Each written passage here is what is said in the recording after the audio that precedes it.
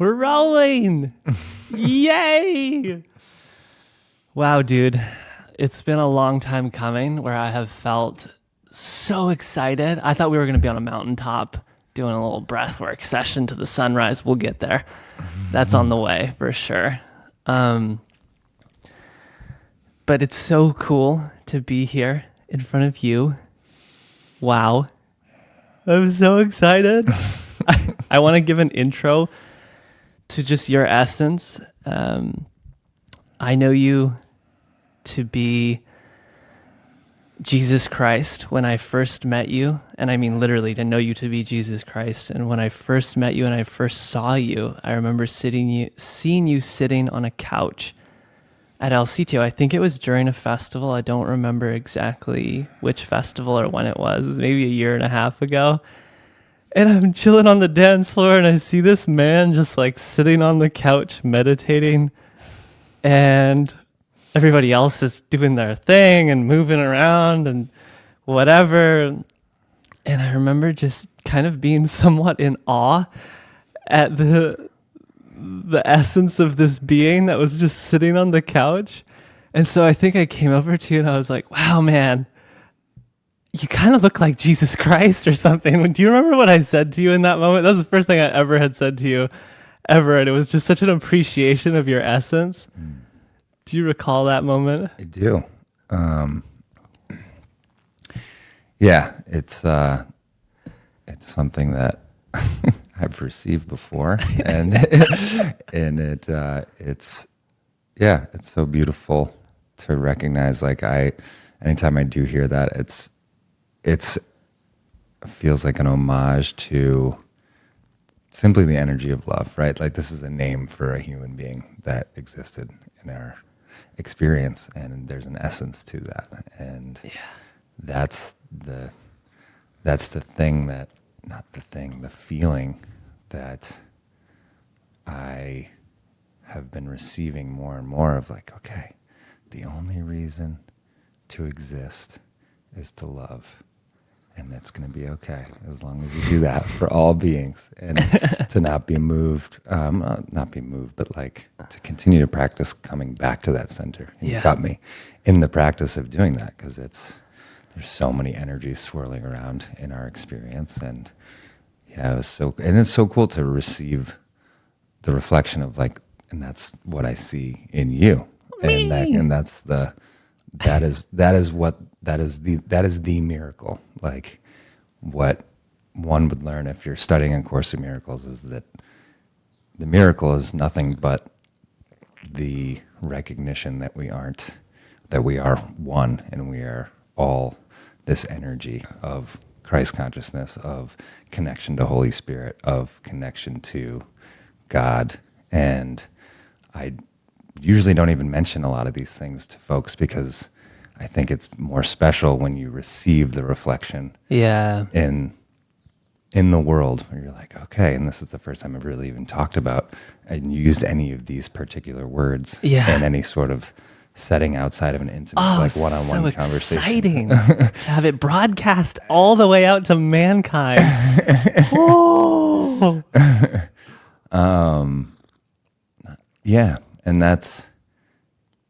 And here we are in a place where we get to practice this in an intimate container and the middle of nowhere earth, to really have this space to look in ourselves, to like continue calibrating toward that energy with each relationship, each person that walks up the stairs at the cafe. I get to witness like what moves in me, and each person that you meet for the first time, you're like, wow. And when you're like, oh, you kind of look like Jesus. In my head, I may not have said it at the time, like, you do too.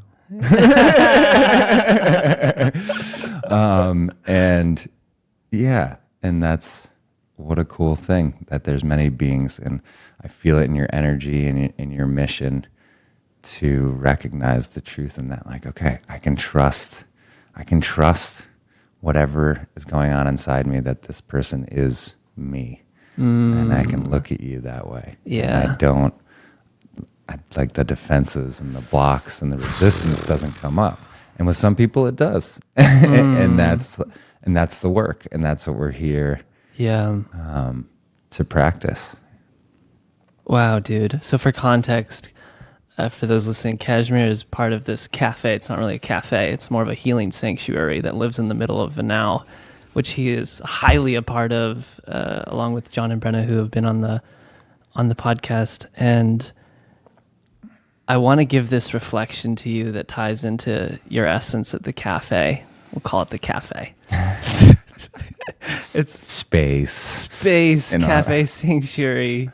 But before I do, I want to play this song for you that I've selected from this incredible being that comes from Israel. His artist name is Masterminded, and the song is called Strings of Soul. And the album name is Soul Medicine. It's incredible.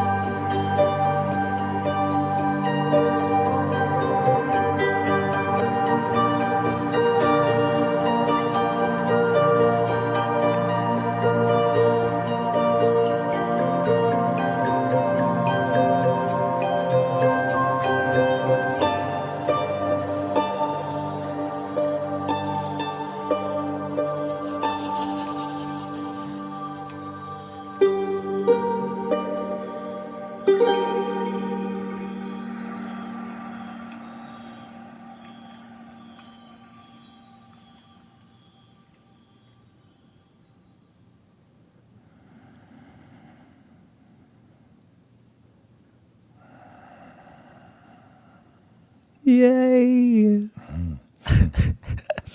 Jeez. I'm feeling super emotional tonight. Oh man, that's okay. I've cried so many times on the podcast. Oh my god. Was the last time I did with Josh, I was bawling my eyes out during the song. I was like, man. What'd you think?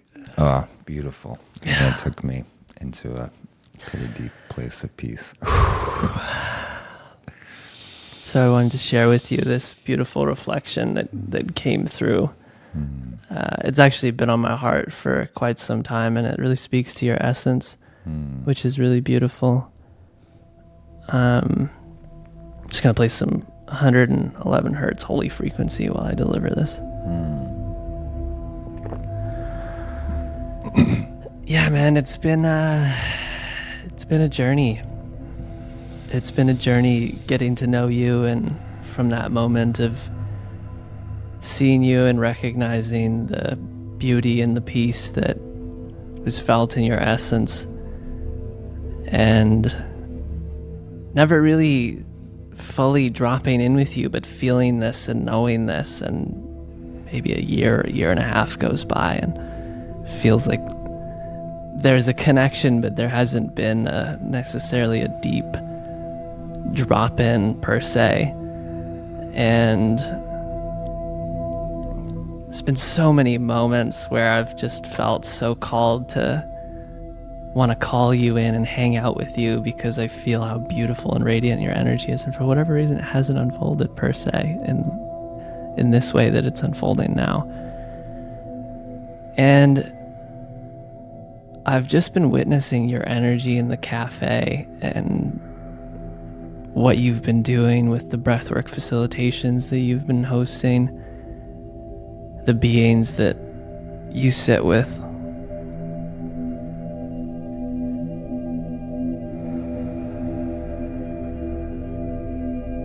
It's a lot of love, man. I was sharing this with Claudia. And I was like, babe. I was like, wow. It's just like pouring out of the man. And I think I shared this with you, but wow, for me, in these last 2 weeks, wow, it's been a tougher energy.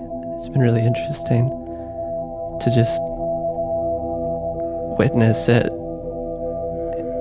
and love it, and just be present and sit with it, no matter what it is. And every time I come to the cafe, I just feel it. I feel so much love coming from you. Doesn't matter if I'm talking to you or if I'm just sitting next to you. You've been like a tremendous beacon of peace. And it's really special. I think it's the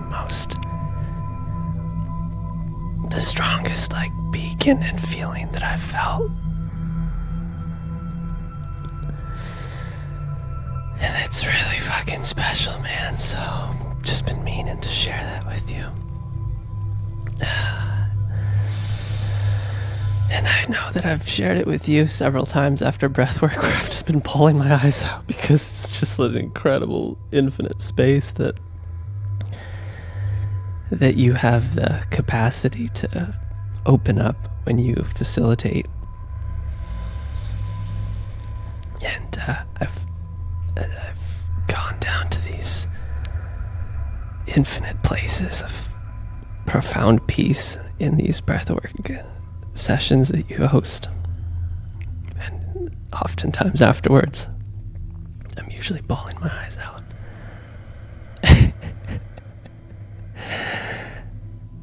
And it's such a special gift that you get to offer this world. So thank you so much for your presence and for just being so loving to all beings, and for sharing and radiating a pure frequency of love. It's so felt by so many, whether they're conscious of it or not.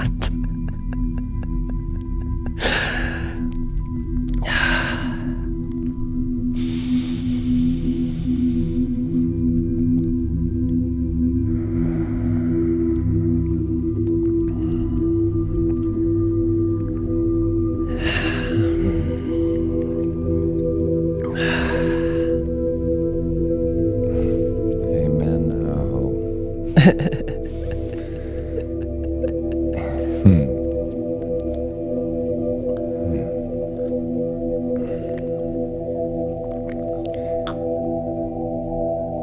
Thank you for that reflection and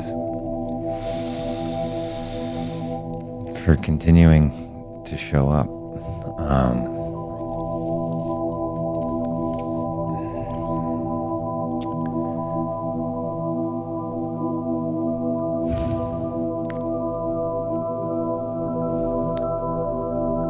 It's that desire that you have to keep showing up for yourself, which is for everyone.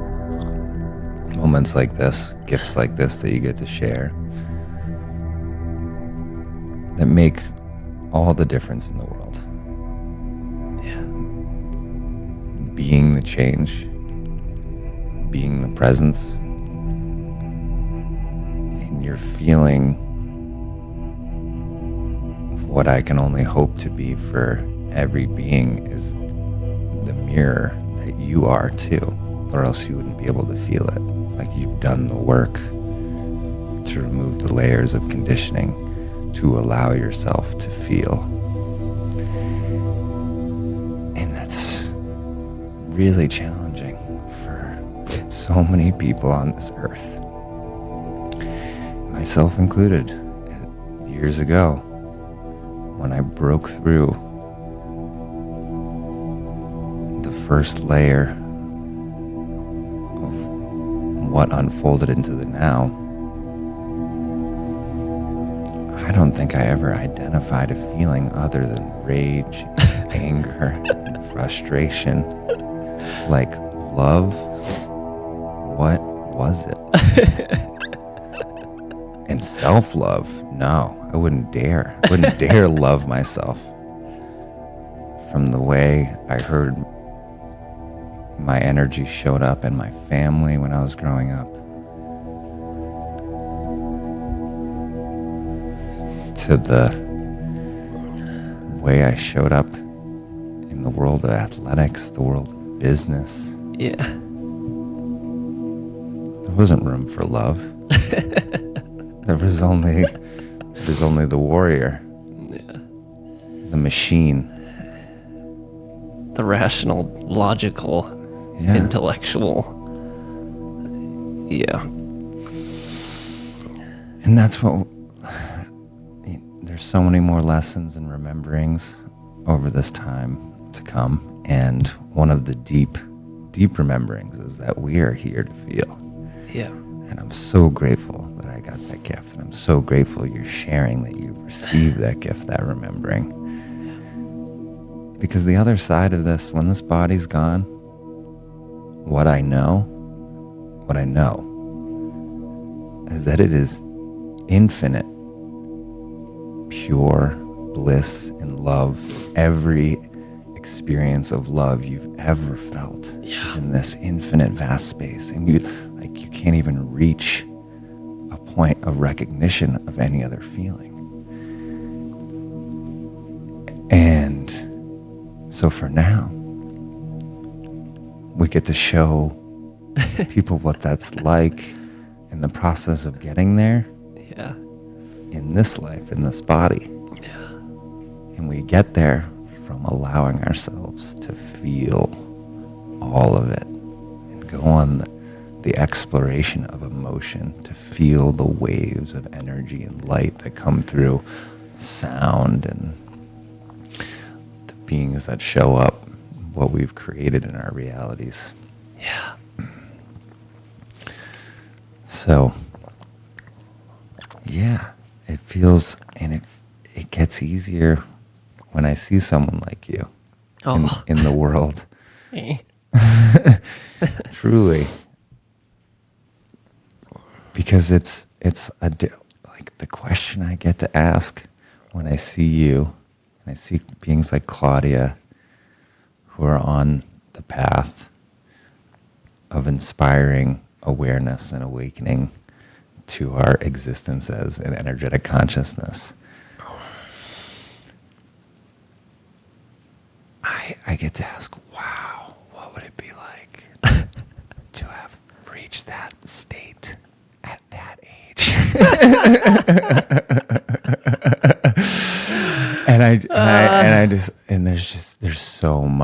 There's so much ahead of you, and it only gets faster. Wow. And the commitment's already there, and that's one of the more challenging pieces, is to keep committing to it every day. And when we wake up, It's a devotion. yeah, and it's such, the highest excitements, the devotions, the commitments, and the visions that we get to participate in every day, and are so special. And you play in that arena already. Me. And to step into the arena is A fucking journey. right? All the things. Gotta let go of a lot of shit. Yeah. A lot of shit that you really love. Yeah. Oh, wow. Or like we think You that think that you love yeah. really desires that are rooted in greed, that are masked as whatever they're masked as. Yeah, man. It was really, for me, being around beings like you and John and Brenna and Claudia and so many of the beings here in Vanau is what really was the allowance for me to shift into the arena. It wouldn't have been possible without holy company around to constantly be reflecting this other reality that exists. And it's almost like going from the brutal arenas of Rome or wherever they were when people were just being slaughtered, and it was a slaughter fest arena and people were whatever, to just a heavenly arena where everyone's loving each other and it's so great and nobody's dying. Everybody's just, we're infinite beings, yay. And seeing this other arena largely through you, John and Brenna, Claudia as well, and Emma and many other beings that were very close to me and had profound impacts, but very prominently you, John and Brenna, coming here and establishing this cafe as a sort of nexus point for unconditional love in the center of Vanau. It just blew my mind. I had never felt anything like it, seen anything like it. It felt like a second home. My logical brain was trying to process it. I don't understand it. This is so great. It makes no sense. Like the beings clearly don't treat this like a business. It's just a form of service. Selfless service. What does that even mean? This is my early days processing of what you guys are doing, what you're up to. And then in that awareness of just starting to recognize what was unfolding came all of these incredible sacred texts like the Bhagavad Gita and Wu Sin and the understanding of Hawkins' materials, whereas before it was an objective intellectual understanding. This was a subjective awareness of what unconditional love actually was. So it was revolutionary for me to step into that arena. Yeah. And we're grateful that you're a part of it. And that you, like, your texts and your journeys through the intellectual understanding exists there, so people have yet another gateway, another portal. People talk about vortexes. It's look around you in the space when you go into the cafe. It's like, what's the thing that's going to catch your eye? Whoa, this energy is different in this space. I'm like, there's a million layers of intention in here. Everything. There's a million layers of intention. Wow, I've never thought of it like that. And as they started developing when John, Brenna, and I came together before COVID happened, came together as a family, decided like, okay, we're gonna be together. We have a community together. We're gonna be together. We're gonna learn together. We're gonna develop together. And eventually,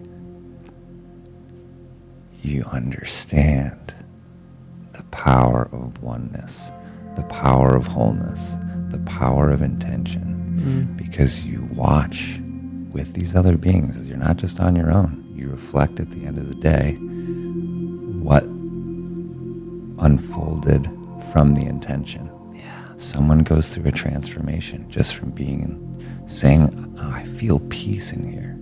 You know how many people I heard Oh my God. before we went on the journey that have said the word peace other than my parents? Like, less than handfuls. Yeah. Like, and then to come into a world where you're, a crystal here, a piece of incense there, a book, the wood, each layer, each element that is there leads people, or is leading people, or is intended to lead people to that feeling that was unrecognizable 6 years ago. Wow. So there's immense gratitude. Like, wow, okay. Just keep doing this. Keep adding layers of intention. Keep receiving the gifts of the beings that are coming in here. Don't limit anyone. And the energies, the most humbling piece of this whole journey is like, it's the inner child, the youngest of 8 in me, wants to feel Youngest of 8. wants to feel special, wants to feel important. And then there's the humility that comes in, that whatever I'm receiving is meant for everyone on the planet. And the more I can let go of my attachment to need to feel significant, the more it will serve the rest of the people in my life, in the planet. And to remind, whatever I'm experiencing, it is there for you. There are choices that you can make to create your reality, so that we can all live together to recognize in gratitude the blessings that lead to this feeling of bliss, and the forgiveness of all beings that allows us to look at a brother or a sister and say, okay, I trust where you're at, and I trust what you're feeling is what I'm feeling, and I trust where we're going together. Can we all trust each other? And add one more hand, and be fully present in as many interactions as we can, so that we can feel the trust and we can let go of the fear that we've all been conditioned to have since we came out of the womb. It's terrifying. You come out of the womb, you're like, wow, It's cold. it's cold. I'm hungry. Where's the nipple? Need some nourishment now. And then it continues from there, and there's structures, that allow people to feel safe or feel comfortable. And then at a certain point, we get to let go of that too. Yeah. And we go into the unknown. Yeah. And that's the most exciting piece of where we're at today. It's like, where does this go? I've got like 80 more years on the planet at least. And we're here now. I speak to your journey, just the difference, but it's like, then I look at the full potential journey. Like, okay, so if it works at this, talk about compound interest. Compound interest on spirituality is fucking rolling. Yes, it is. And yeah, and how cool that there's a space where we can be in the practice. And again, not like, I don't want to convince anyone to be on a spiritual path, but people will come in, man, this place feels like really spiritual. I'm like, yeah, sure. It's like, oh, I'm not that spiritual. Yeah, I disagree, but I hear you. Like, yeah. And people want to go into the logical. And it's funny because it's there. It's like, okay, the logical path is here. You want to pick up a book? Here's some water. We can feed everybody that comes in. We can love everybody that comes in.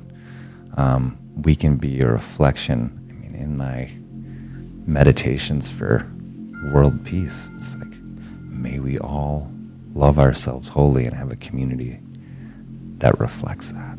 Yeah. And that's what we show up for every day. And even the days where I'm like,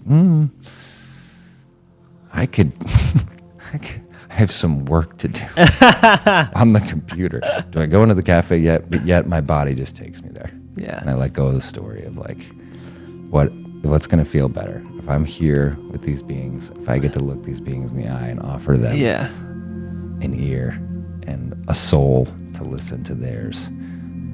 Will that be more nourishing than finishing some accounting? Probably. Yeah, spreadsheets and accounting typically doesn't take you to the infinite. Yeah, the it's irony. Usually more of a dense. Gotta focus on form. All these numbers. Yeah, and it's the world we were born into. So. Yeah. So, how did you come? What was the series of events that led you to wanting world peace and having this as your ultimate mission or supreme desire, as the Gita would say? Maybe a high-level overview. I know you've told me that you come from a family who your parents were peace missionaries? Peace activists, yeah. Peace activists, okay. That could be a bad thing. Yeah. We don't know. Some peace activists like to get out there and break windows and throw bricks. Yeah. So tell me the series of events that brought you to where you are today. And then maybe touch on the mission that you told me yesterday about breath. So,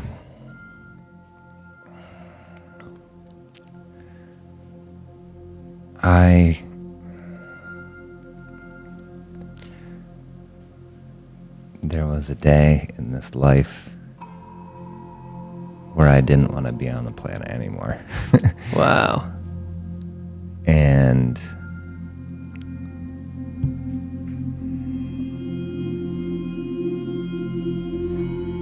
I took a step. Instead of off, it was back. And then I continued taking steps to remembering that there's something that I'm here for.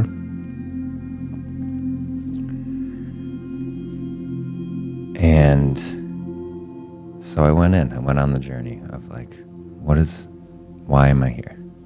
What am I doing? My world seems to be falling apart. I'm no longer working at this job that I thought I would be at for the rest of my life.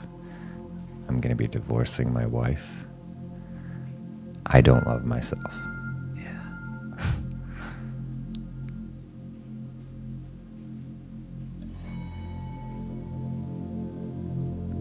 So I became curious. And that curiosity led me down to the path of remembering, which I feel that learning. What most people call learning is simply a process of remembering, because we know everything, because there's this energy that lives inside of us that's moving, the 30 trillion cells in our body. The person that tells me that they are moving all those 30 trillion cells, I want to meet that guy or girl or woman or animal, whatever it is, because that's a powerful dinner trick. So the curiosity led me to sit with what's next. And I learned about the ego. I got to reflect more on what will honor the life of my father, who I lost years before this moment, which I like getting married and him meeting my life partner was like really important to me. That felt like the most like, okay, cool. Like he knew who I'm going to spend the rest of my life with. He's like the ultimate family man of caring for 8 children and doing it with the same wife, and them just having an epic love relationship with certainly some challenges along the way. And yeah, he was the ultimate role model of all things, like for love and unconditional love and peace. And so the question comes up of like, how do you honor that? And how do you support the mother that's still there, that lost the love of her life, and she knows that it's not losing, that he's still with us. Yeah. So and I also got to reflect on this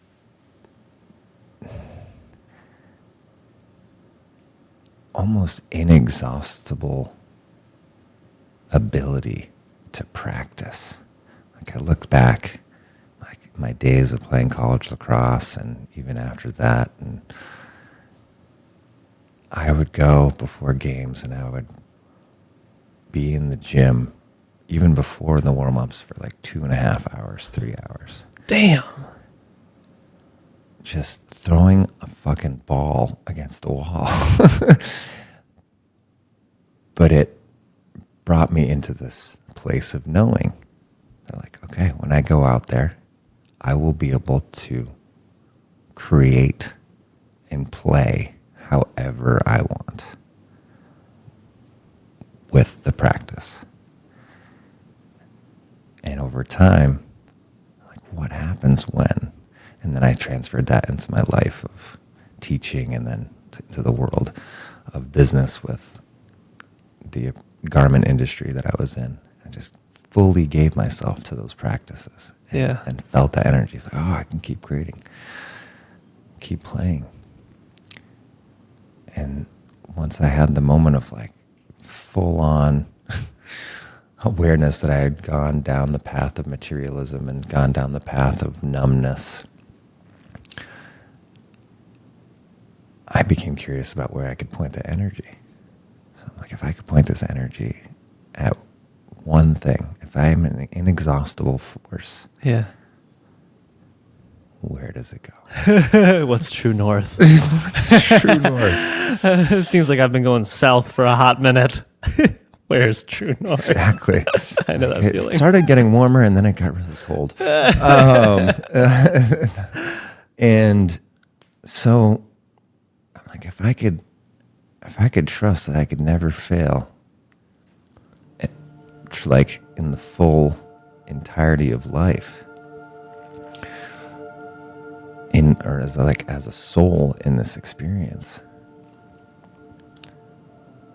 why not just go for it? Like, what's the practice? Like, what's the infinite thing that no one may even dare to like say out loud? Like, oh, I want world peace. Okay, sure. Like the hippies in the 70s tried this, but it didn't really work out. Well, like, yeah, but I'm willing to put in the work. Yeah, I get what you're saying. I get what you're saying. I'm like, no, but I'm gonna do it. and then to have moments and experiences over time that you're like, okay, world peace, I'm in. whatever it takes. Wow, put me in the boat. Yeah. And like, Had that moment. yeah. And it became simpler, and the breath came along, and like, it's like, okay, I feel peace after breathing. So what if this is the path? And of course I want all war and murder and conflict. Horrific events. Yeah, just the tragedies of the human experience to subside. But then if this is the mission, world peace is the mission, it's got to start somewhere. There's got to be a catalyst. We got to figure out, like, there's a formula. I was always obsessed with formulas. Love math as a kid. So I'm like, okay, what is out there that transforms people? And I practiced with Dr. Joe Dispenza and learned about Maharishi Mahesh Yogi and his impact with transcendental meditation, and how, like, it created non-local healing in both these instances. And you're like, so breath can do the same thing. No one's beating the drum for breath work. So, like, they've done their work, and it's amazing, and it's great. So let's add more fuel to that fire. They're already on the path. I don't need it, and I can practice with them and share. Yeah. And so breath work, it's part of the rememberings, part of the knowings, is that if we all have a breathwork experience together, and we have the technology for it, like, everyone can tune in. We celebrate New Year's across the globe, and it's like publicly televised. Yeah. And we haven't made the choice yet to funnel and channel that energy into, like, a mass peace movement. Let's shift it from alcohol, watching the ball drop, to let's all lay down and do a breathwork session together, please. Times Square. Can we shift it? May it be so. It's a physical interpretation of humanity letting the ball drop. So giving us a chance to pick it up. Pick it up. Yeah. And so it's available. So we can choose. And that's something that became, I heard on a Ben Greenfield and Aubrey Marcus podcast, like, from Ben Greenfield, what he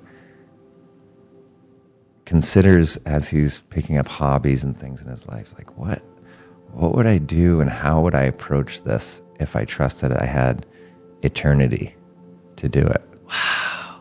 And I'm like, yeah, I'm going to share breathwork for eternity. Wow.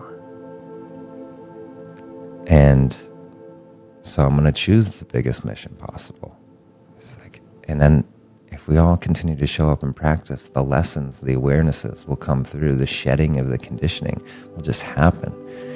And as I saw myself transform, felt myself transform, went through the laughing, the crying, the hallucinations in the practice, I'm like, man, this is like, what if everybody starts going through this? Like, what's available? World peace. Yeah. Amen. If you didn't get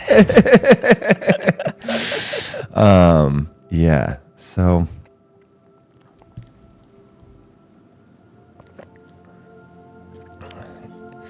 and even in the last few days, I've been a part of a few different services and organizations and communities. People have missions and things like that. So, like, I tend to be very wordy because I just love language. I love the spells that words cast. Love wordsmithing. Yes. And getting to share with you yesterday where it's all landed is that breath is peace. Oh. And when we're totally focused on our breath, when you're conscious of your breath, the awareness of, like, everything else, whether it's meditation or breath work, it starts to fade, and the mind starts to decondition and let go of what it thinks it knows as the physical experience. And then you drop in. And in this too, world peace is achievable not just through like, okay, all wars ending, all conflict, all murder, violence in general. It's simply through a recognition of every human being on the planet that they felt the feeling of peace. So if we can listen for that in our communities, and if we can listen to that for ourselves first, because that doesn't exist. It can't exist in the outside world without it existing in us. Right. So we can listen for it in ourselves, and then listen for the reflections that come through from other beings. You're like, okay, it's radiating out another layer deeper, and from our friends, from our family, from our community. And then all of a sudden, we'll get to look up when we all decide to recognize that this is our natural state, that love is our natural state. We've been loved into existence. World peace is here. It will happen. And that can happen in this lifetime. Yeah. And it's a lot simpler than we think. So simple. So when we get to recognize the center, we know where we're coming back to, which leads to your mission, right? Guiding humanity back to inner peace. So and this is the synchronicity of like knowing we're on the path, knowing we're doing this in the forever practice, wherever we are, and trusting, okay, if I'm halfway across the world, you know what I'm up to. Yeah.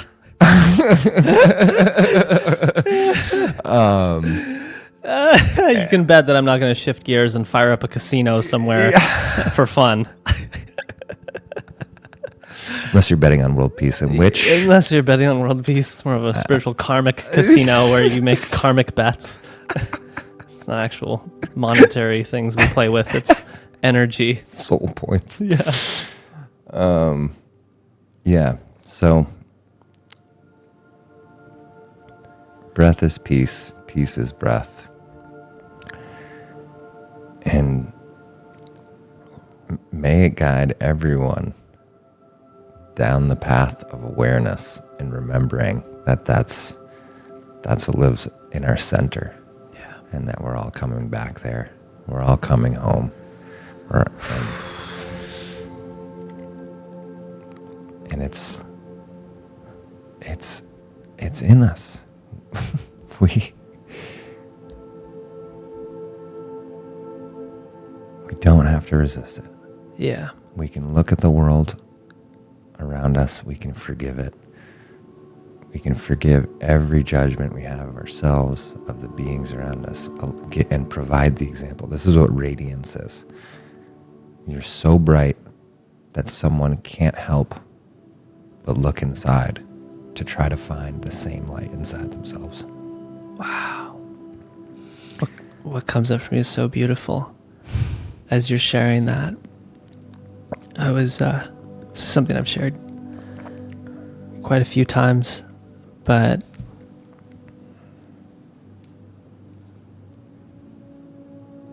just gonna put on a bliss dial 432 hertz because the miracle dial at 528 was running out. Forgiveness and recognizing that inner light within yourself and how it is within all that is. Doesn't matter if it's a table or an ant or another person. When I was reading Raw, The Law of One is an incredible book. Incredible transmission. For those of you who haven't read it, I recommend you go and pick up a copy. It's quite obvious that a human being didn't write it, and it's a very high vibrational energy that came through the human vessel that wrote it. But they spoke of Jesus's crucifixion. And in the Bible, we know that Judas was the one who told the Roman soldiers where Jesus was hiding with the disciples in the garden of, I forget the name of the garden. And the soldiers came, and Jesus was there, and they came to arrest him. And Jesus knew that Judas told them where he was. It was very obvious. Jesus was just a man of knowing. And in that journey of right before the crucifixion, he said these final words, which are so profound and so beautiful, and it's the utmost recognition of the essence of divinity through the physical vessel that was Jesus Christ, which is, "Forgive them, Father, for they do not know what they do." And he goes and carries the cross, and that's it. And the body dies.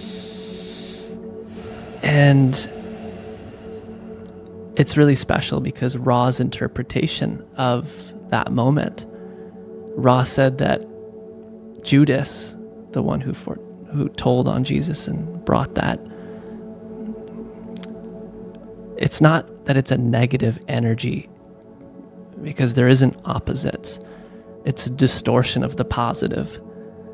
And the distortion of the positive came through and wanted Jesus to not be in this energy of surrender and acceptance and pure unconditional love, and wanted to bring forth the utmost incredible thing of difficulty that a human body could ever go through, which is being faced with being killed. It's probably the ultimate fear of the ego, is to physically die. And it was really special because Ra said that in that moment when he said what he had said, "Forgive them, Father, for they do not know what they do," he was karmically cleared. And his soul, his essence, pure, perfect.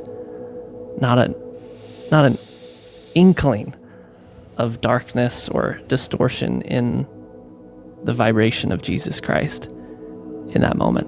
He could have been angry, and he would have had an inkling, but he wasn't, and that was so fucking special. So I bring this moment up because I feel that that is not something that many of our souls will have to deal with now, 2,000 plus years later, but we're faced with that opportunity to accept and love and surrender to what is in every single moment, whether it's somebody just telling you that they don't like your clothes, or swearing at you, or cutting you off in traffic, or whatever it may be. It's no different than Jesus going and getting crucified. And those micro moments are just as important as the macro moments of being crucified. So it comes up for me when you shared what you were sharing. Yeah, so we got all these opportunities to practice, right? Yeah.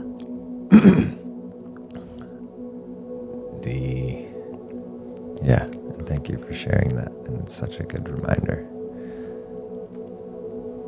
And that's another path of the reminds me of the path of humility that we are on when we do go through someone doesn't like what you're wearing, or they don't like a smoothie at the cafe. Right. And comparison is certainly a tool of the ego, and because it can lead to like self-judgment and like, okay, whatever comes up, it's not that my friend and my disciple is not putting me on a death sentence. I'm not in a place of war. I'm in a place of peace and self-exploration. And this is the reality we've created together up until now. And so whatever it is, let it go. Yeah. And let the matters of the heart be the things that we get stuck on, that we get hung up on. And let the material just be what it is, which is a byproduct of the creation that moves through us. And can we accept responsibility for creating these lessons outside of us through these energetic forces that move through us, that get transmuted and translated from our, pineal gland? And yeah, do we accept the responsibility of creating our reality as the creator? And that's another prompt for humanity. You know, peace is there for you to create. Love is there for you to create. It comes from within you, and it can be reflected all around you when you decide that that's what is important to you. How do you convince the soul that maybe doesn't necessarily have the awareness of being a soul and finds difficulty in receiving and believing that everything is happening for them and not to them?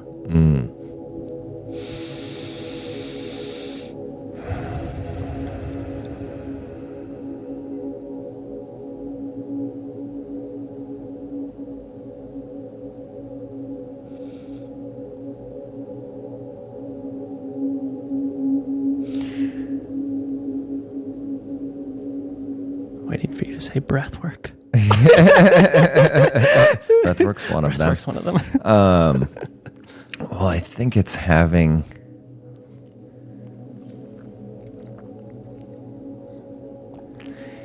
the beings that think life is happening to them are being offered a prompt for courage to love themselves. Yes.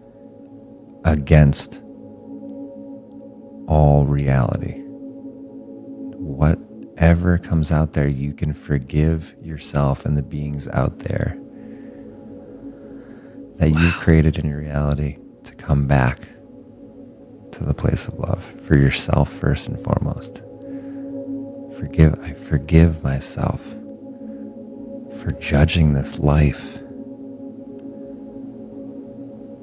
as a force against me. I forgive those that not know what they do. And I have compassion and love for those beings.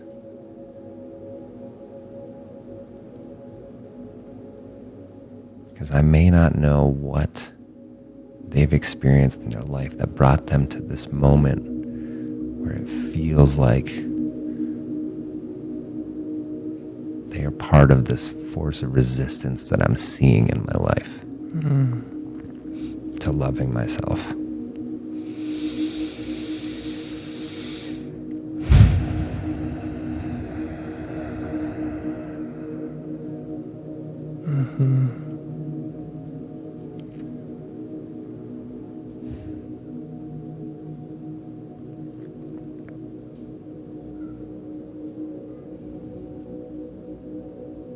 Oh, I love that.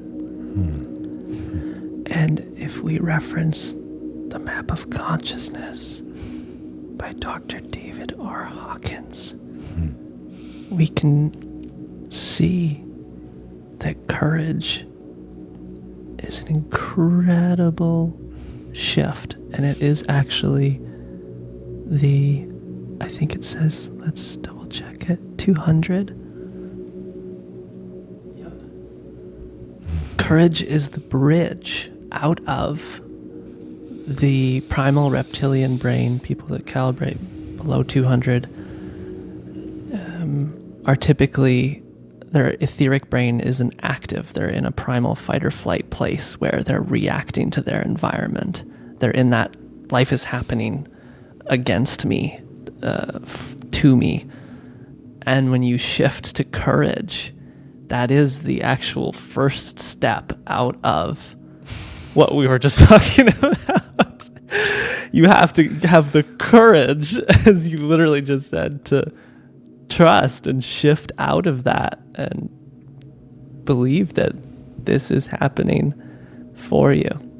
It's so special that you use that word. I love that so much. We also love Transcending the Levels of Consciousness. It's an incredible book that really gives you the stairway to divinity. Yeah.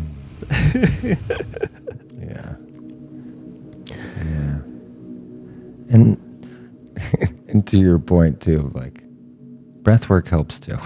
Yeah, breathwork helps the too. the varieties that can be facilitated from revelation breathwork, which is the first modality technique that I learned, which is the holotropic breathwork technique from Jason Amoroso and Maura Moynihan. Just absolutely beautiful souls. The first person that ever gave me a heart-to-heart hug was Maura Moynihan in our F45 fitness studio. I'm like, what is this? Is she trying to kiss me?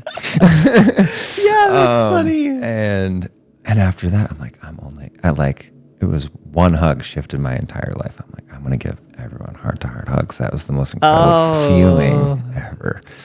I'm so on the train now. It's my default side. I'm like I'm okay if it hits the other side, that's fine. But like, I'm always defaulting. I mean, some people are so confused by it. It looks like I'm setting up for like a WWE wrestling move. I'm like coming across like 10 feet away. I'm like, why is that person contouring their body? Because I'm trying to send the signal where the love is coming to. I just see you choosing your path. You see the being and you're like, gotta angle properly. The amount of times that I've just been in the cafe chilling and Cashmere comes up to me randomly and gives me a hug is so special. It's so beautiful. It's the most amazing thing ever. Yeah, the hugs, they're just potent. That alone will take you out of anger and shift you into courage. One hug might shift you into love. Might go up 300 points on the scale. Might be a quantum leap. Oh, man. There was an interesting story I heard, and it really speaks to what we're speaking of right now. But there was a man in, I don't know where it was. It might have been Korea. And he was walking across a bridge, and he said that if he walked past a being who made eye contact with him, he wouldn't commit suicide and jump off the bridge. And he walked across the bridge many, many times. Nobody made eye contact. He jumped off the bridge. He died. And he left a note.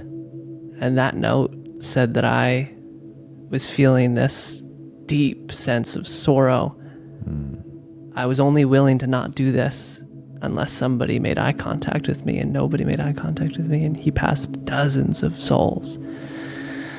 So the hug thing is, you can only imagine what that would have done for that soul if someone made eye contact with them. And not only that, but paused, started talking to them and said, let me give you a hug. They probably would have broke down and went into peace. So I revere the souls that are on this planet that recognize the presence of other beings. I've oftentimes cried in meditations, sharing with beings that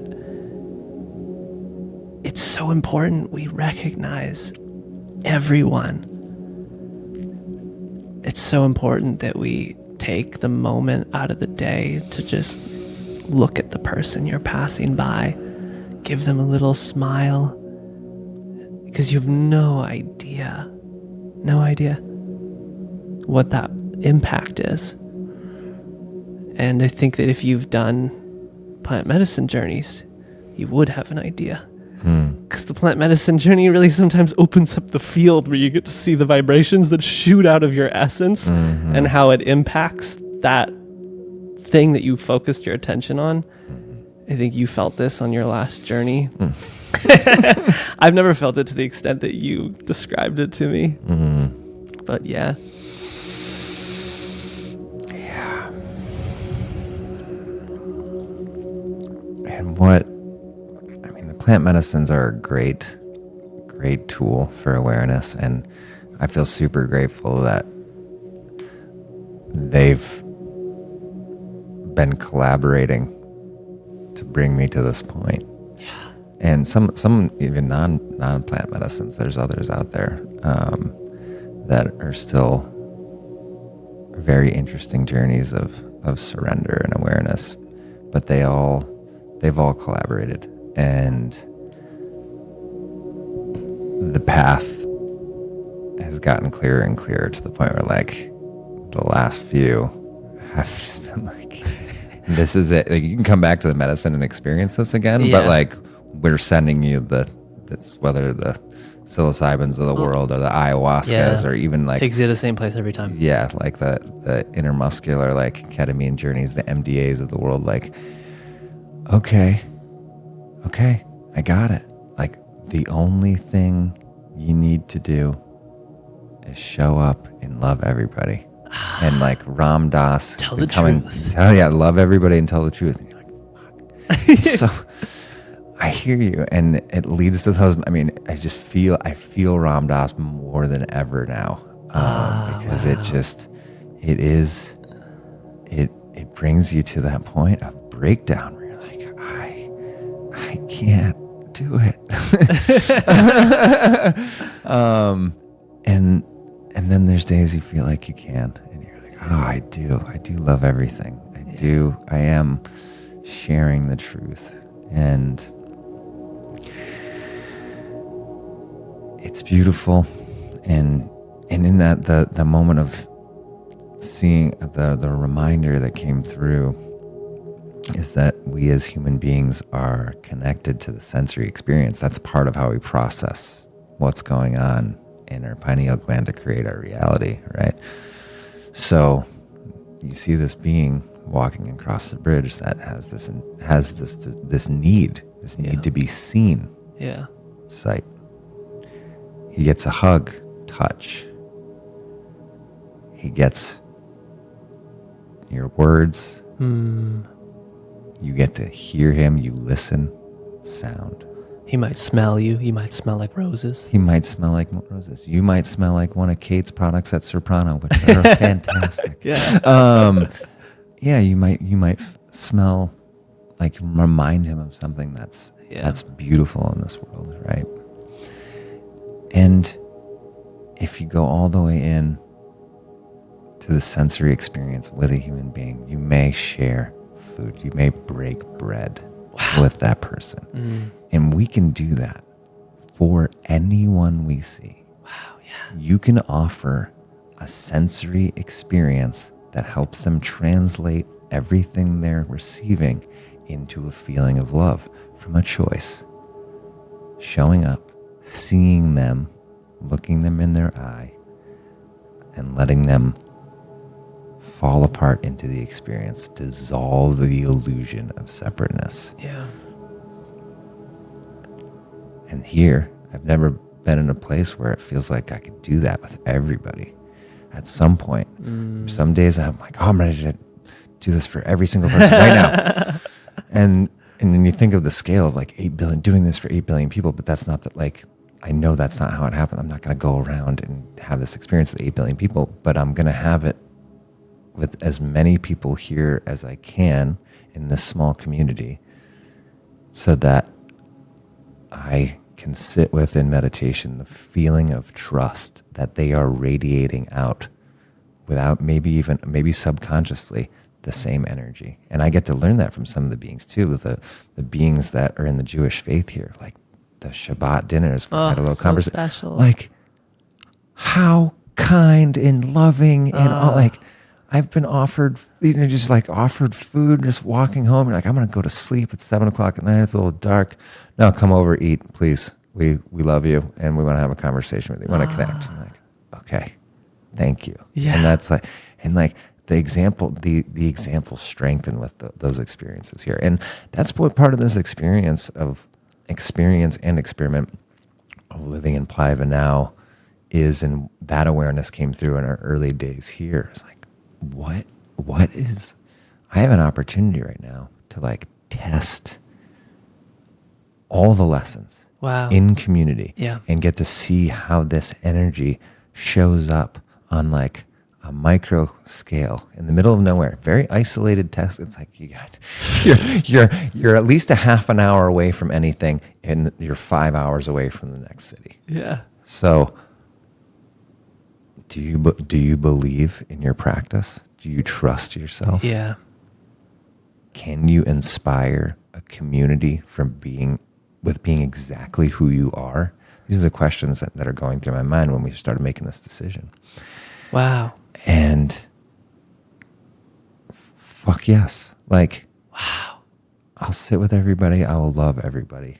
And I will share with everyone how I can, and how to sustain it. I don't know. Still, the mind is still trying to figure that out. But thank God, thank the universe for the signs and the synchronicities that have allowed the feeling of trust that it's going to be okay. And the plant medicines are a part of that too, coming full circle to that. Like, they're reminding, like, keep doing it, keep going. Like, that it will know. And then the reflections, and just being mentioned in the same sentence as a being like Jesus, like one of the most badass shamans of all time. Fucking ultimate hippie. Like, and without ever telling anybody, that's the energy and the consciousness that I'm practicing. Yeah. And that's because that's the standard. I want to be connected to the infinite.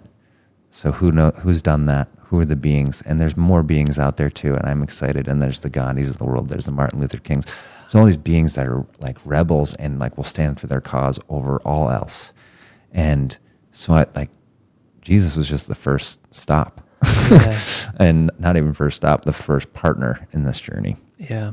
And so, and there's many more. And the Eckhart Tolles of the world, the Ram Dasses, the Maharishi Mahesh Yogis, the David Hawkins. Like, there's so many beautiful teachers, whichever one resonates with wherever you're at. The Dr. Joe Dispenzas. You want the science of the mystical? Great. You can get that. Cool. If you're super logical. Does this make sense? Yeah. Like, yes. Okay, great. Great. So be infinite. And yeah, and here we are in a place like, and now I get to go and share it with, so the cafe, the breadth of this experience. So there's an awareness of what's going on in this town.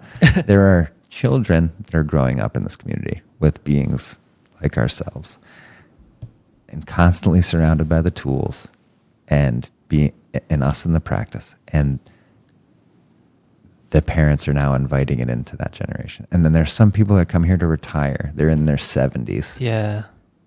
They're like dabbled with some of this. And then they see beings in like the center, what would they would consider their center stage of their life. And they're like, oh, okay.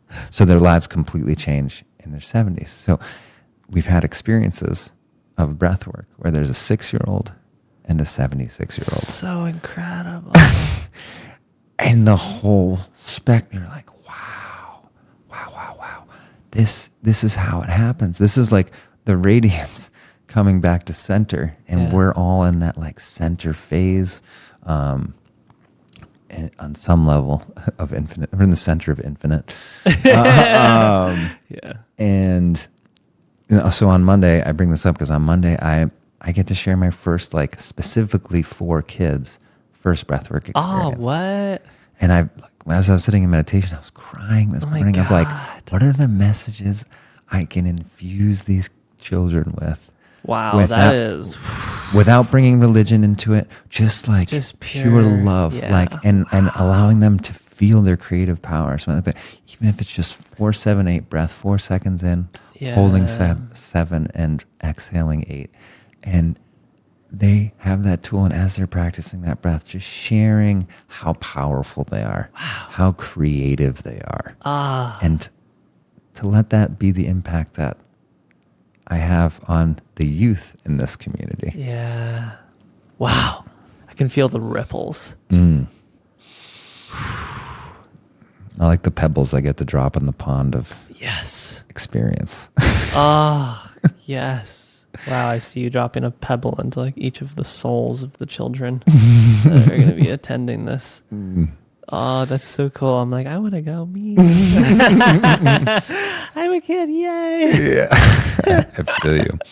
Yeah, that's one of those things too. Like we are all these grown up children. I mean, Joe Rogan speaks to it on his podcast at times. Like we all want to get back to that point so that we can restart from that innocence, yes, and that level of creativity, and that level of joy and play. For sure. Jesus has this thing, I wrote it on the garden as you walk in. He said that except ye be converted again, as back to little children, ye shall not pass through into the kingdom of heaven. It's so incredible. And what he's speaking to is everything you just said, the innocence and the play and the joy and the love and the purity that comes with the essence of a child.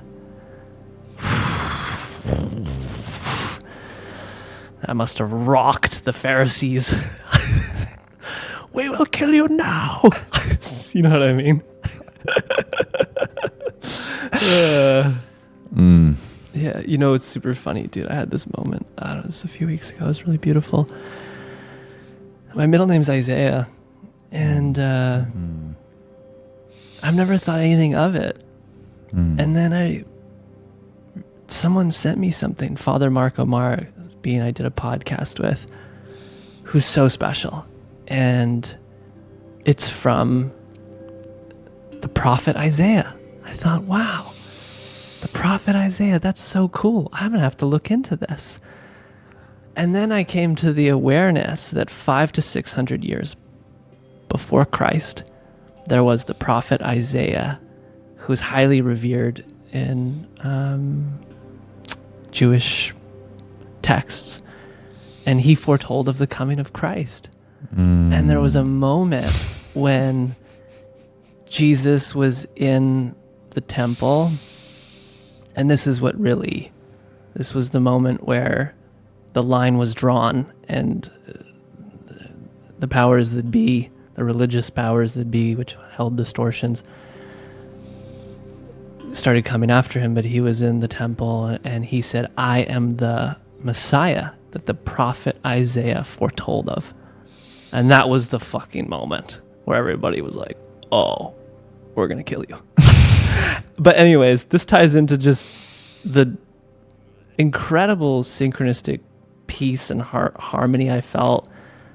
And I was like, there's no way. I call my mom. I'm like, do you know of the prophet Isaiah? Yeah, we named you after him. You've never told me that. What are you talking about? My parents are like, yeah, we named you after. We just thought, I don't know, like maybe it's a bit biblical, so we thought Taylor was better, but we really loved Isaiah. I was like, wow, this feels like I'm really embodying the Isaiah intention that you guys must have held when you were in the naming process. So it resonates really strongly because Satori is a beacon of truth and love. And I believe that Satori is here to give you the foreshadowing and the trailer to the movie that is here now, but maybe not so prevalently as we would love it to be when we speak of world peace. And so, yeah, it's just beautiful synchronicity that came out about a month and a half ago, and I was like, this is so great. I mean, the timing is everything, right? That's so beautiful. And what a gift that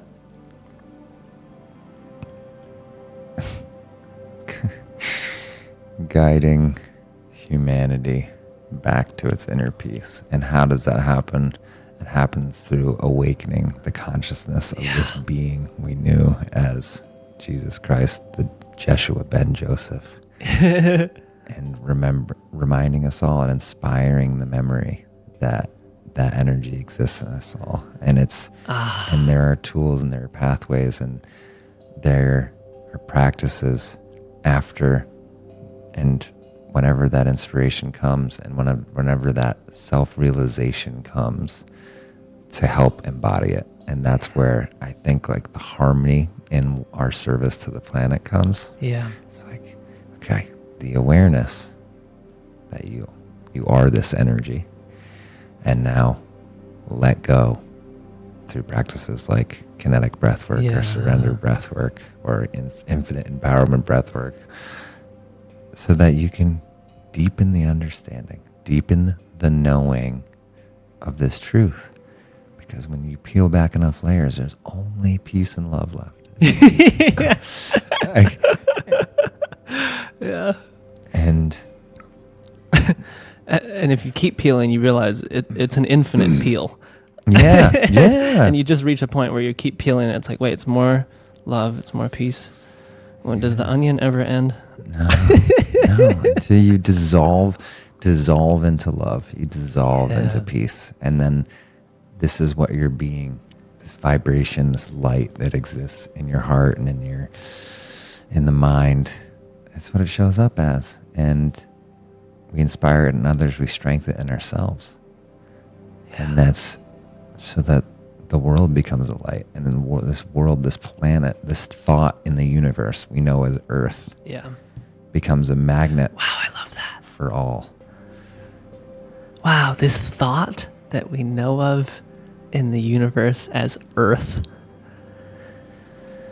I'm reading Raw again, and there is a certain density that they speak of, a very high vibration where you're just essentially a collective consciousness in thought form. And so you're sort of the unmanifest. You're not in like a physical vessel, but it's so special that you say it in that way, because the thought of Earth, if we all do come into harmony and we radiate at this level of peace, and maybe you can touch on this in the Maharishi effect. Maybe this ties in. I'm not so familiar. You tell me if it does. But there comes a point where if enough beings enter this, there's sort of a tipping scale where everybody just like, I just feel that there's like a click. We're all in place. Fantastic. And then like you kind of merge into a unity consciousness to a certain extent. And that feels so beautiful. And Ra, when they speak of they use the word Ra to define in language what their species is, even though it's not a species in the physical plane. It's a collective consciousness. And so special when they are like, who am I speaking with? You speak with Ra, the collective consciousness of Ra, basically. And I think of, wow, who do you speak with? You speak with humanity, the collective consciousness of humanity. We stand for love and peace. And we're here to love and tell the truth. And I could just see billions of humans out in the universe, just like, you are speaking to humanity. We stand for love and peace. That's so great. I just feel into that. And that feels like, yeah, I would love to come back here and do another incarnation where we're much more in union from the get-go, from the moment of birth. That would be really special. And I feel that we're playing a big part in the influence of us shifting to that. Yeah, the studies on the Maharishi effect would lend to a 1%. 1% of us become heart coherent. It will change the whole. Wow. So, and versus looking at the total population, you can synthesize it down to 800 million people awoken, and or having acknowledged peace or embodied peace and love. And it's also so to understand the impact you can have in a community like Playa Vanau, one being impacts 100. So when there's 300 or 400 people here, or maybe 500 if it's a busier time. Yeah. One person, two people are shifting consciousness for this entire collective. So incredible. So when I have a breathwork session in the middle of nowhere, Middle Earth, Panama, Playa Vanau, Panama, and there's two people, I'm like, we're doing it.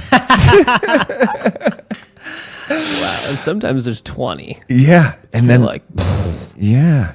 And having that experience at the Vanau Yoga Gathering. Wow. 30, was like 35 people, 33 people, whatever it was. Like, so that covered everybody and then some throughout this whole area. And the shifts that you get to witness after that point, you don't even know, like, some beings don't know how to explain what they experience. And that's why it's nice to be able to synthesize it down to like peace and love. Some people are like, I transcended something, and I'm going to live in my days knowing this somewhere in my soul.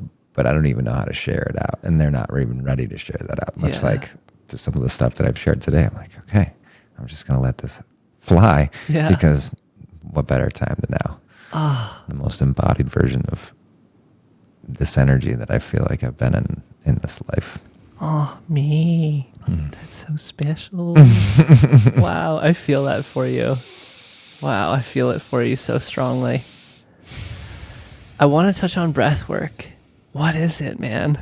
We've talked a lot about it, and I think that there's probably a lot of people who don't really know what it is. Yeah. I mean, breath work has so many different forms. It's so beautiful, much like meditation has so many different forms. And it's conscious breath, being fully present with the breath. And there are different techniques out there, and the one that's resonated and I've seen the most profound impact from is holotropic breath work, which is like the practice of remembering wholeness through breath. And what does holotropic mean? That wholeness. Yeah. It's like the return to oneness. Wow. It's like the intended therapy of getting to oneness, to wholeness, to this idea. And if that's not the exact wording, universe people out there, critics, just bear with me. That's the idea.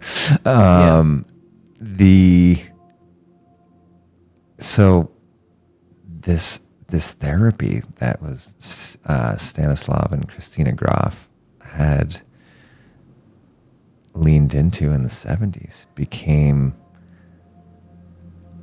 a way for people to access past lives. Wow. To go back into like the birthing canal, the birthing process.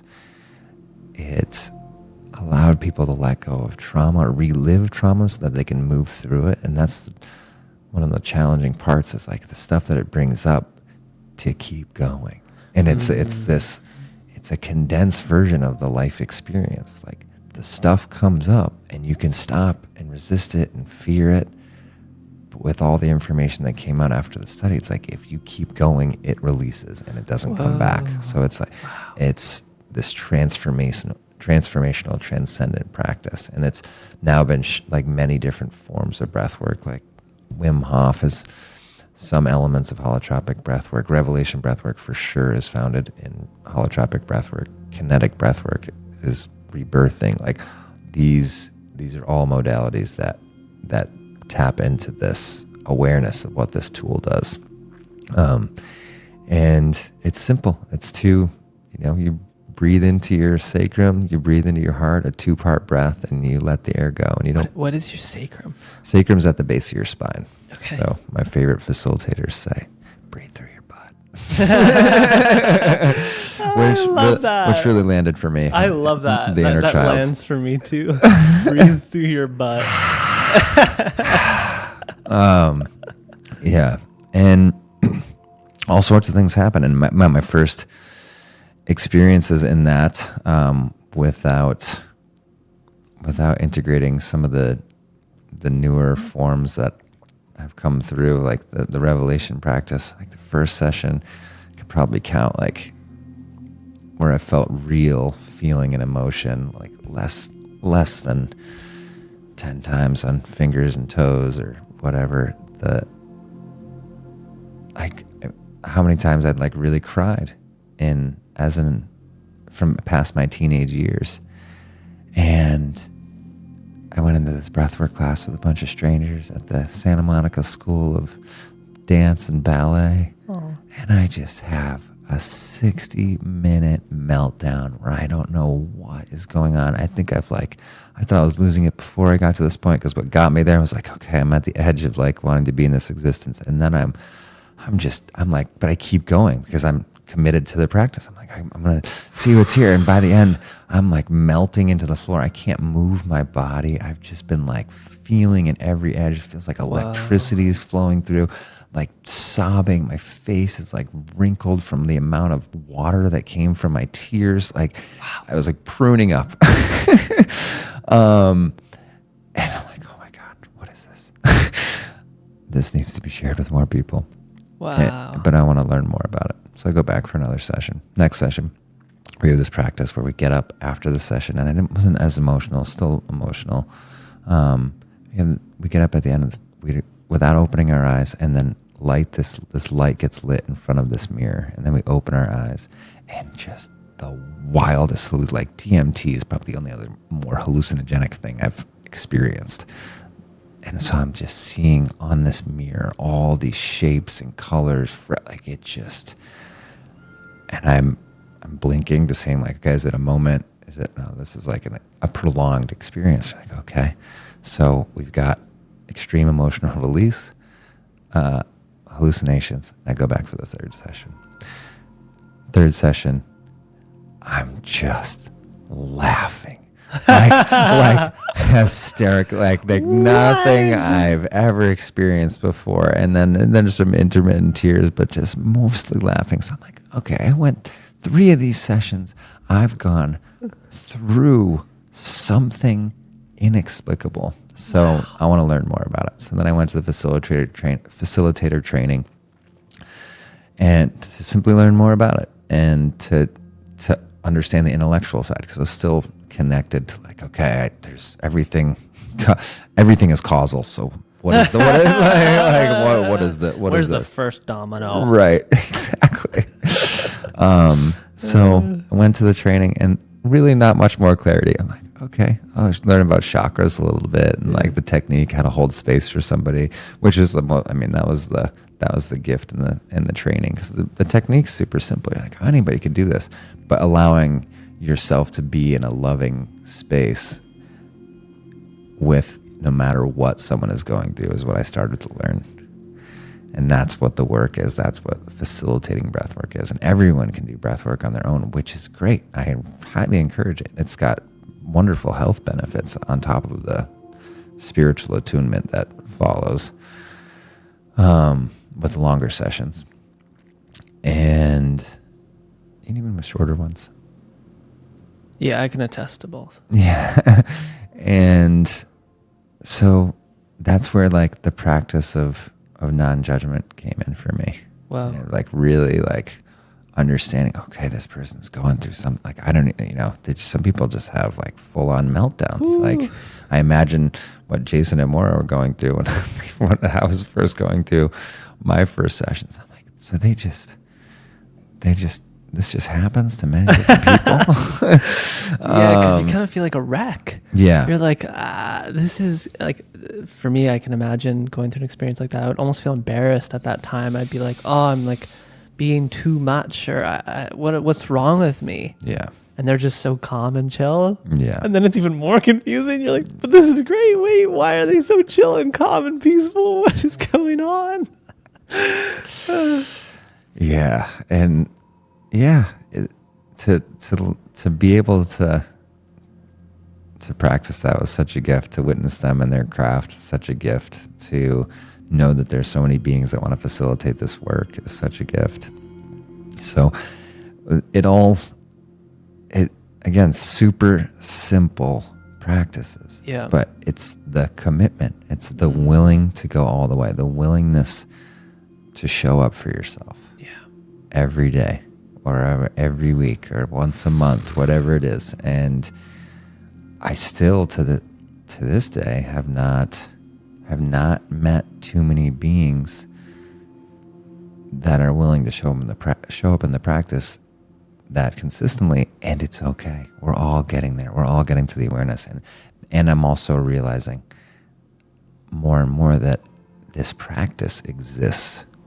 It's like we all have a different practice that gets us to that place. Yeah, exactly. And to acknowledge and support and affirm that the beings that do have the practices, whether it's breath work or sharing their gifts through Satori, it's like support the beings exactly where they are. Wow. When you see what is radiating from it. Yeah. And if it's the truth, and if it's love, and if it's peace, beautiful. Oh. Send it. Go all the way. Don't stop for anything other than the infinite. Yeah. Wow. Oh, and the meditation just ended. That was perfect.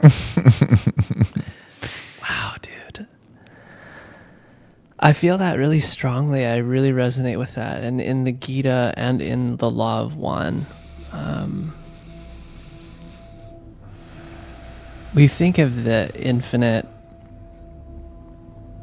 as, if you think of the infinite as sort of a ball of yarn,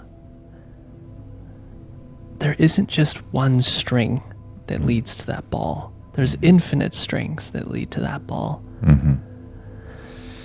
And I love that. And I think that that's so important what you just called out, because this year there was moments where I felt distortions come through certain beings. Now, these are just reflections from the one infinite creator that are coming to me to give me greater certainty in the path that I am choosing. And really, it's not even a choice. It's kind of just an unfoldment of, oh, okay, I'm here. This feels great. I love it. It's the best. Following the heart, really. But feeling how there are strong distortions that can come up where beings can reflect to you and say, hey, I don't think you should really be careful doing this, or don't get lost, don't just do this. Da-da-dun-dun-dun, And every time I received something like that, it was a beautiful moment to just sit with it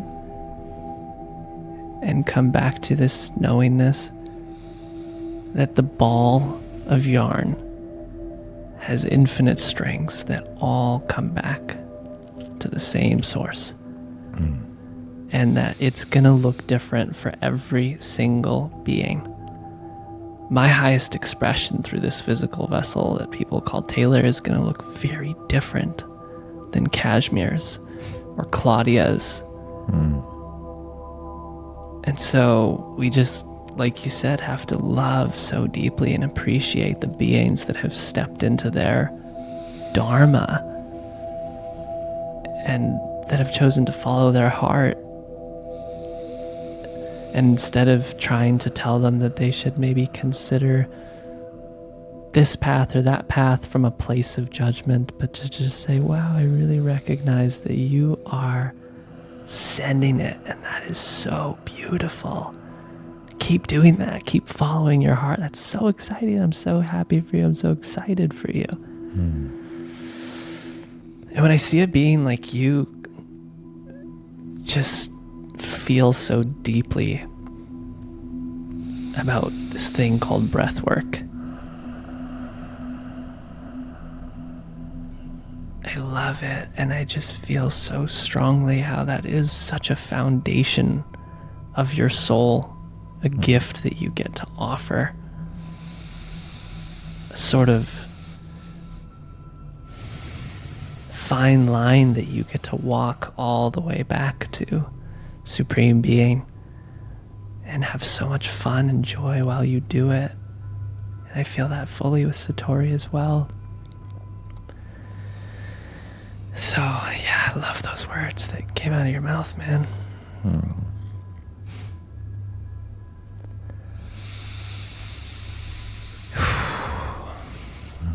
So, breath work. I loved your explanation. Can we do like a little short mini guided one with everybody? Yes. So I have several different lengths of meditations. What length feels like a good length for an intro trailer to breath work?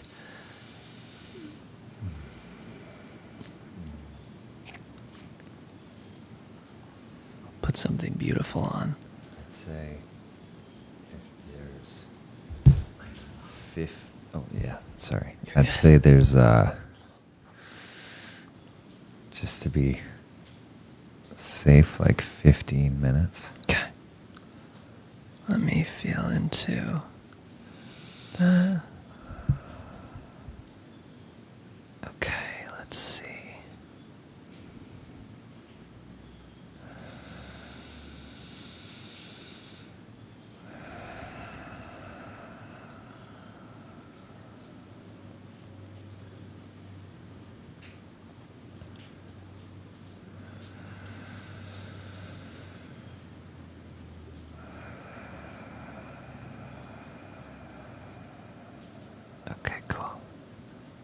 got something.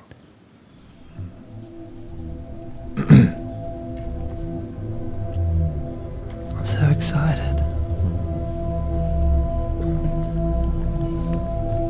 I'm gonna get all comfy. Make sure you're not driving.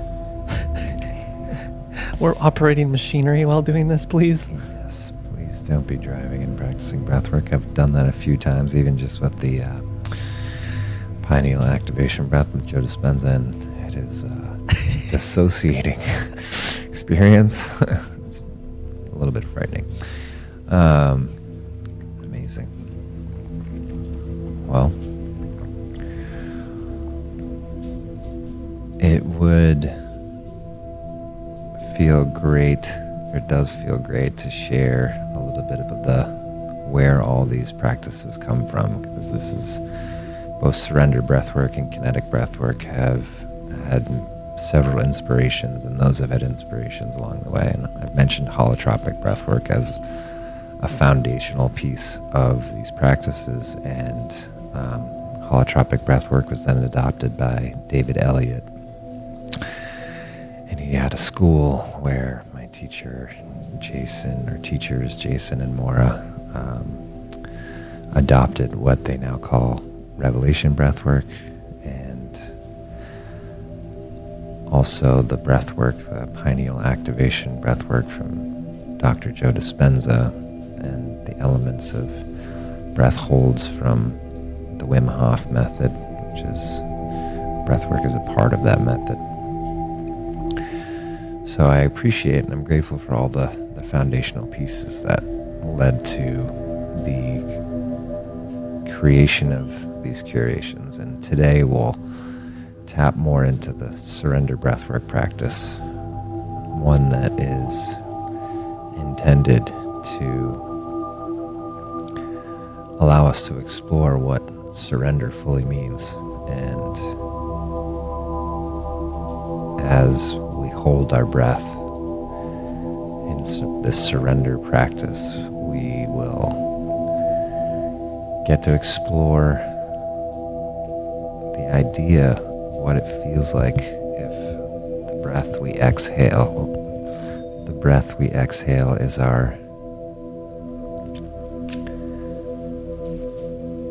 final breath in this life experience. May it be something that's not scary or damaging to our understanding and awareness.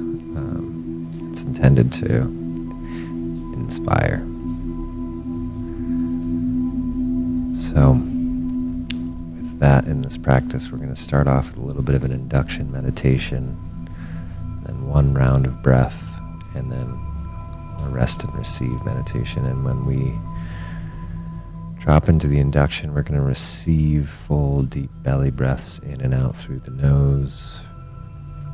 And then when we transition to the active breath, that'll be 80% into our belly, 20% into our heart space, and then releasing for several rounds, many rounds. And then we'll eventually cue an opportunity to exhale all the air out through the mouth and hold. And then we receive our next breath in after our cue to surrender fully.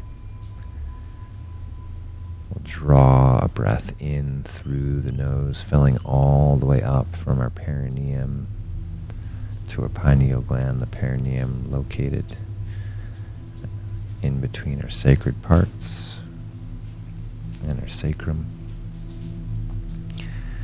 And we'll squeeze and draw energy up and in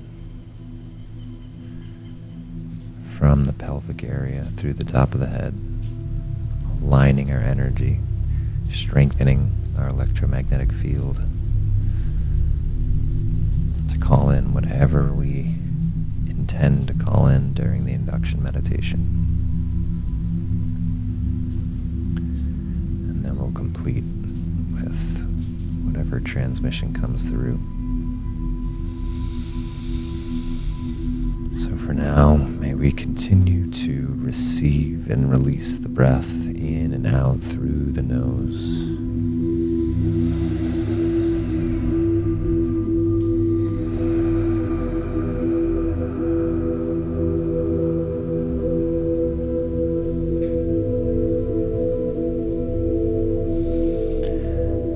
And may we become aware of what it feels like to receive our breath. We don't need to take any breaths in during this surrender practice.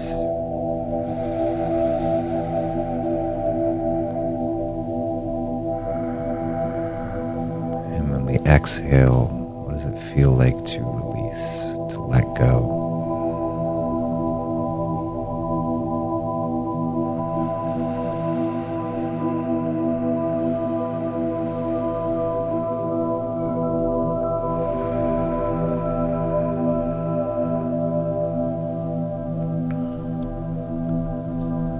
As we receive the breath,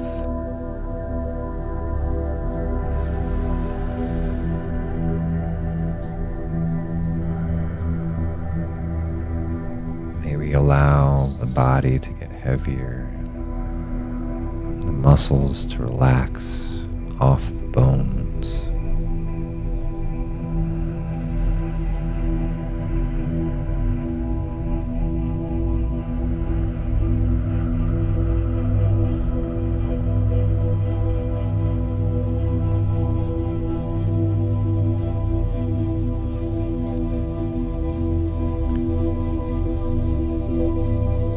As we let go more and more, may we begin to follow this breath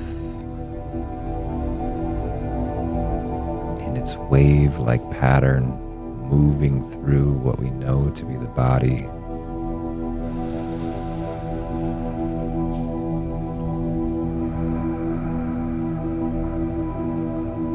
Expanding the infinite space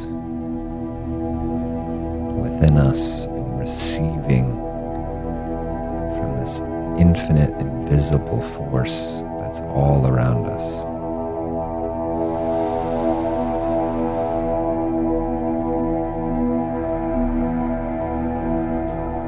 And may we remember that we are more this wave of energy than we are matter, than we are the particle.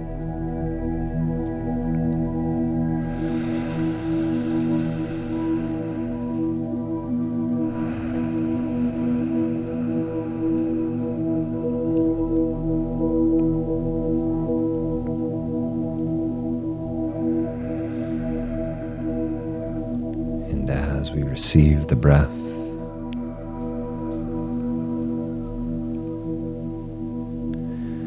may we bring to mind an intention for today's practice.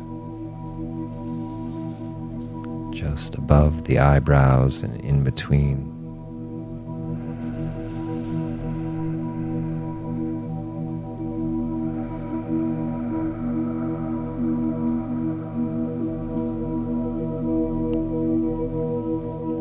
May we allow this intention to be something we're excited about, excited to create, excited to witness.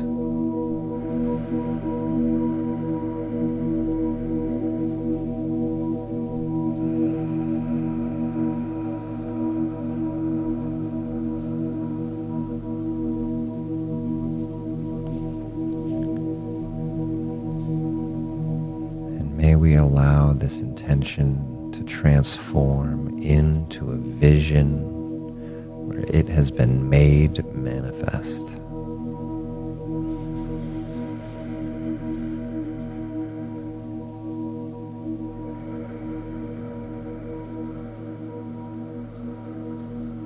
How will you behave?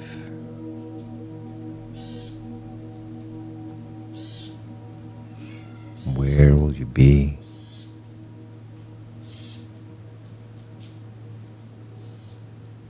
How will you speak?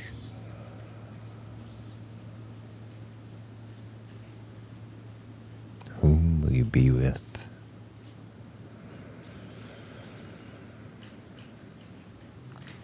And how will you love?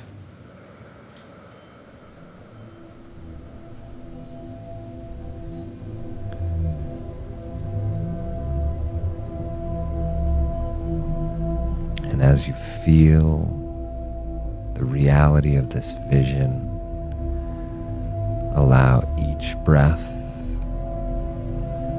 to draw it down into the heart space.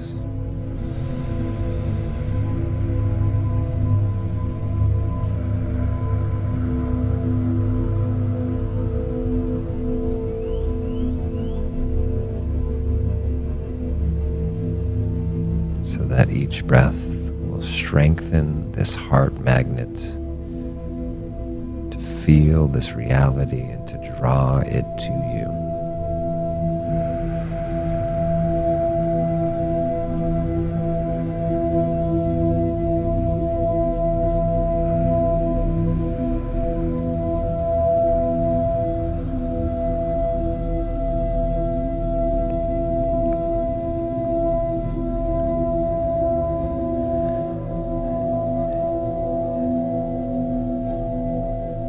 Shortly, we're going to transition to the active breath portion of our meditation. Belly, chest, exhale, open, receive, and surrender. Here we go.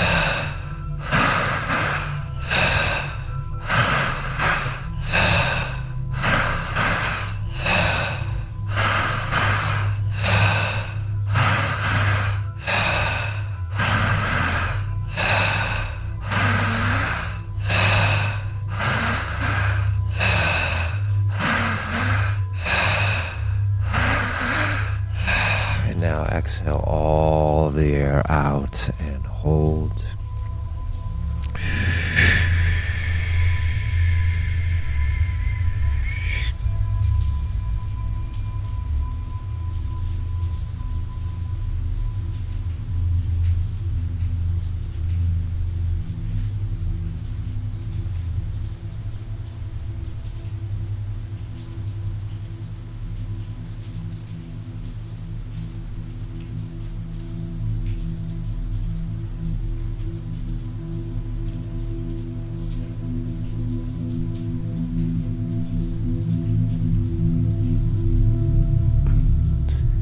Now receive a full deep breath in through the nose, filling all the way up from the root to the crown, holding at the top of your head, drawing the muscles up and in, the perineum, lower abdomen, upper abdomen, chest, through the neck, through the top of the head, squeezing, holding, ascending the energy, sending a signal out to the universe that you are ready to receive your creation.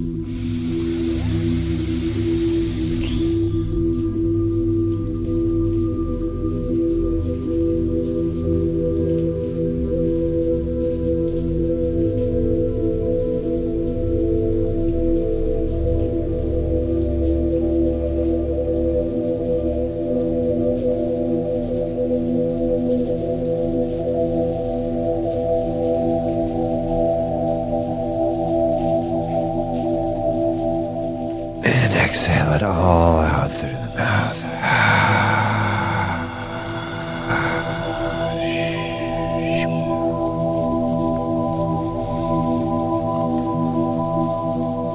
Now,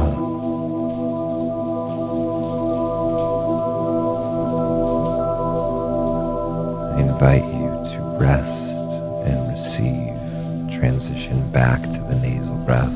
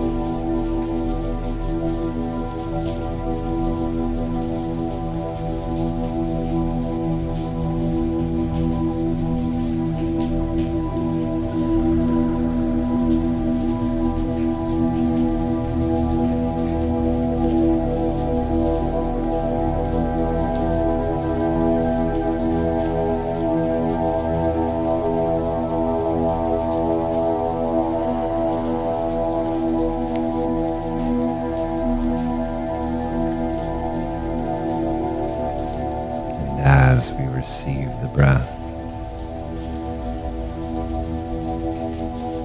may we receive the gratitude for what we've created here today.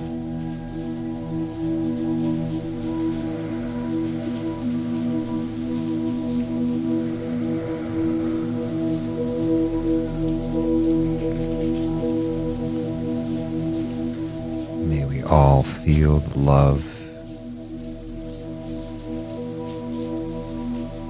from loving ourselves wholly and having the community around us that reflects this.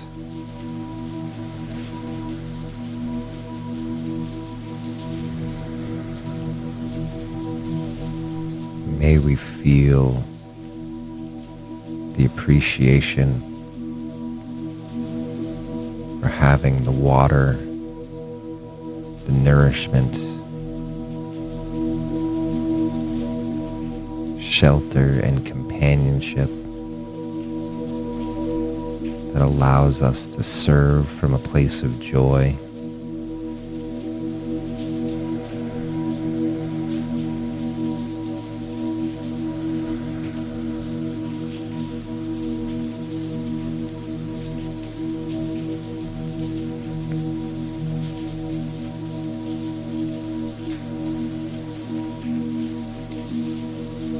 May we all feel the joy from remembering our infinite abilities to create.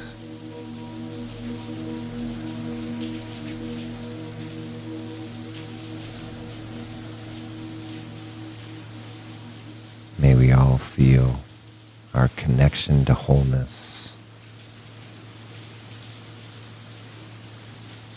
as the planet practices peaceful, conscious practices together.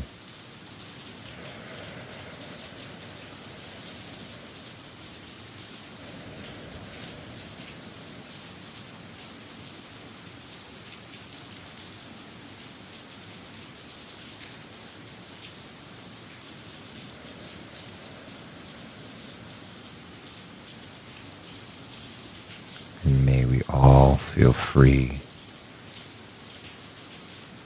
to radiate our love and light as we travel safely through our adventures on this earth.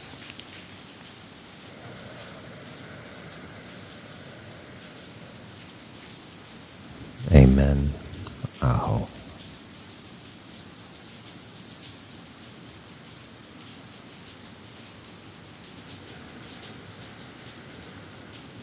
And whenever we're ready, we can start to wiggle our fingers and our toes, our talons or our claws.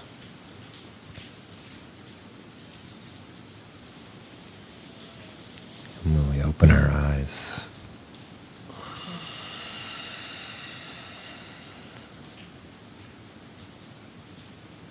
may we feel the gratitude for the peace we have created in our heart.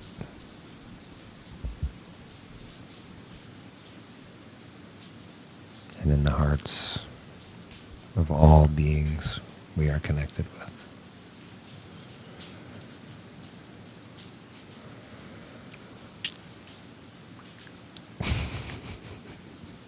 That was so good. Wow.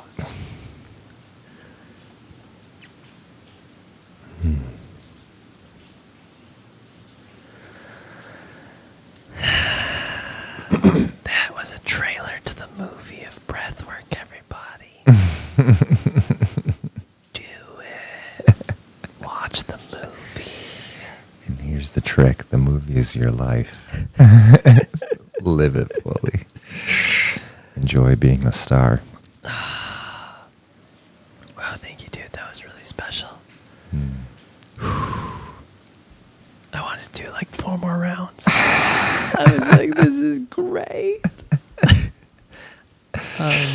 Yeah, if we went that deep, we might just open our eyes. We're on the moon, as you were saying with your astral traveling the other day. By the time this episode comes out, there's a possibility that we'll be able to link a full breathwork journey facilitated by you. So if you are randomly seeing something on the screen or in the description, amazing. If not, so it is. But there's a whole journey. And to honor what just took place and the Dharma of Cashmere, I have found the closing track for us today to close this beautiful container. It is called Ancient Air. I listened to it. Thought, yep, this is the one. It's just as beautiful as Strings of Soul. Connected to it all. So here we go.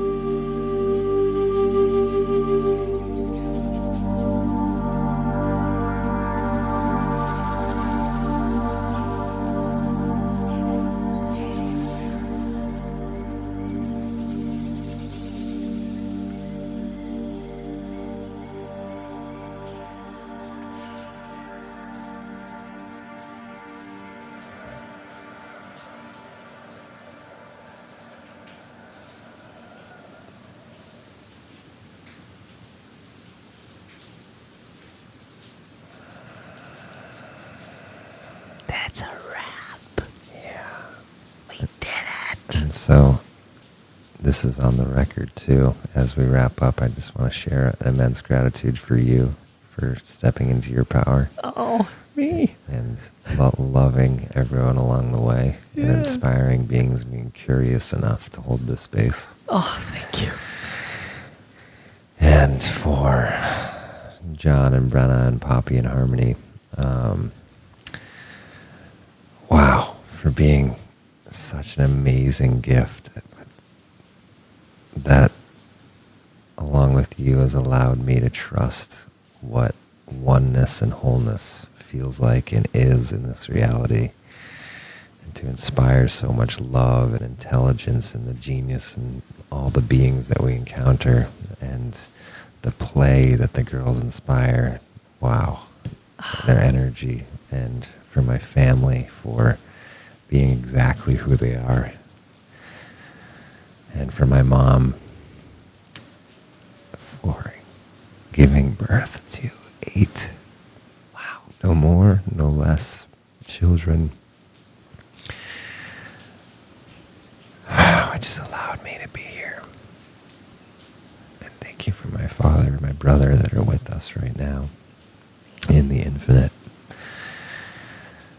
Has the strength that I know that is embodied in these practices, these rememberings, is so much supported from the energy that you hold on the planet still.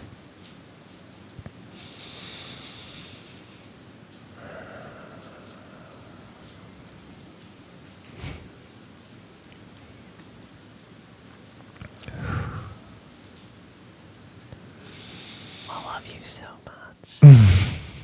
Thank you so much for sharing all of this. So special.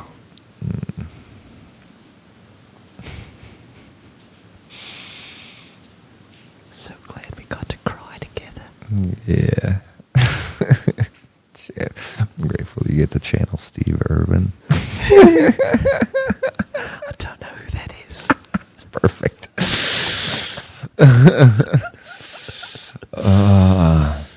He's the crocodile hunter.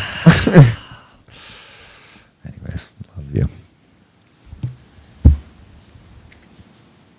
It's a wrap. Oh, that's it, mate. 2:34, 14 on the dot. 2 hours and 34 minutes. Yeah, probably a 20-minute break.